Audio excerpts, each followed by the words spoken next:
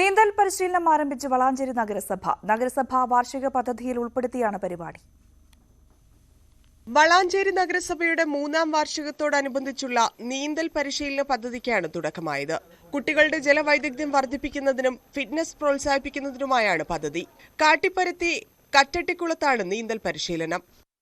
2023-24 വാർഷിക പദ്ധതിയിൽ നഗരസഭ തനത് ഫണ്ട് വെച്ചുകൊണ്ട് നമ്മുടെ പ്രദേശത്തെ കുട്ടികളെ നീന്തൽ പരിശീലിപ്പിക്കണം എന്ന ഒരർത്ഥത്തിലാണ് നഗരസഭയുടെ വിദ്യാഭ്യാസ സ്റ്റാൻഡിംഗ് കമ്മിറ്റിയുടെ തീരുമാനപ്രകാരം നഗരസഭയുടെ കഴിഞ്ഞ വർഷത്തെ വികസന പദ്ധതികളുടെ കാഴ്ചപ്പാട് പ്രകാരവും ഇത്തരമൊരു പദ്ധതി നമ്മൾ ആവിഷ്കരിച്ച് നടപ്പിലാക്കാൻ പോകുന്നത്.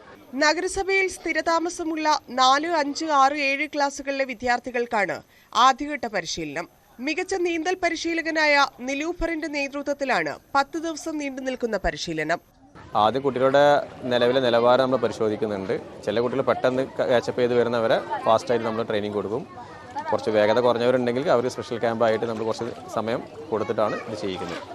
ഇപ്പോൾ നീന്തൽ മത്സരം നീന്തൽ എന്ന് പറഞ്ഞാൽ നമുക്കറിയാമല്ലോ, ഒരാളുടെ എല്ലാ അവയവങ്ങളും ഒരേ സമയം ചലിക്കുന്ന ഇതാണ് സ്വിമ്മിങ് എന്ന് പറഞ്ഞത്.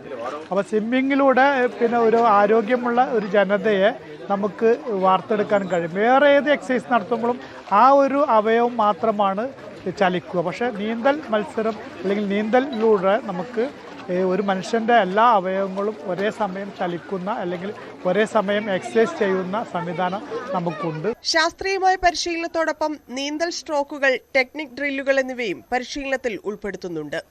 ന്യൂസ് 18 തിരൂർ.